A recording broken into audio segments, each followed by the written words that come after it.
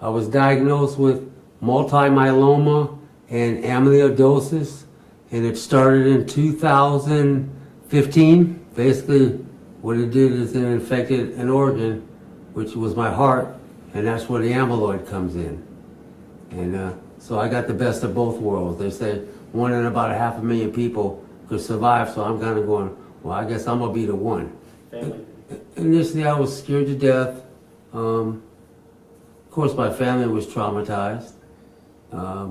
But, you know, my spirituality kind of made me go, well, you know, your God's bigger than these doctors. So why don't we, let's just hold off on this. But then, of course, the first thing they want to do is chemo. And my immune system was so weak that, you know, I could barely move. And then when they gave me the drugs, it's not rocket science, it made it even worse, you know. Well, I knew that whatever the treatments that they were giving me at the cancer place, they weren't working. And then they said, well, we're going to take you off of this because it's too toxic. They said that. Yes. So now I'm kind of going, you guys are trying to kill me for money. I'm not with this.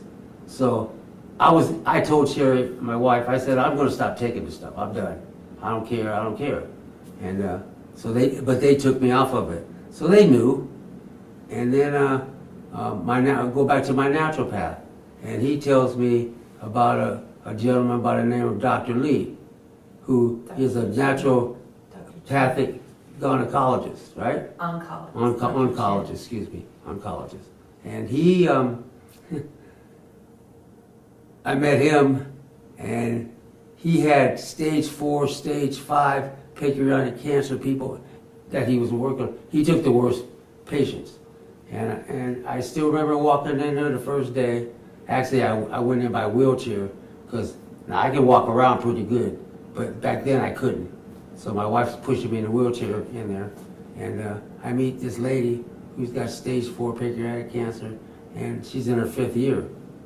And so I'm going, man, I must be in the right place. And so I started treatments there. I went once a week. What kind of treatments? They gave me vitamin C. They gave me vitamin C, magnesium. Yeah, thousands of milligrams. And I started feeling better. I came back the next week. I walked in the door. Literally the next week I came in. I didn't jog in, but I probably could have. You know, it looked ugly, but I could do it. And so now I am on every other week. And that was for 8 weeks. I'm gonna do 8 weeks of this. And I told some folks that, because I just took a treatment a day or so before I came here. And my wife, she's been on the site for like a couple years. But, you know, I had so much going on that I just didn't want to hear it all, you know? You know, it's like, well, we're getting better, but I know I can have a better quality of life. No, man, I dropped them like a hot potato, and we moved on. Well, besides the blood work that they do every week, and Does it turn out okay? yeah, my levels are great. And you feel In fact, ejection rate, how much your heart pumps, because of the amyloid, which affects that. When I first started, I was in the 20s, and now I'm in the 40s, or somewhere about there. And that's a miracle right there, because during all these tests that they took, I went to a place where they did heart MRI, where they took about 3,000 pictures of my heart. And I can still remember the expression on a lady's face when they took the pictures and they realized what I had. And I came back to take the thing again 6 months later, and when I walked in the door, I thought the lady was going to fall out of her chair because she thought I'd be dead, you know. And I totally get it, you know. And you know, she hugged me. She was just like, "Wow, I mean, you're a blessing."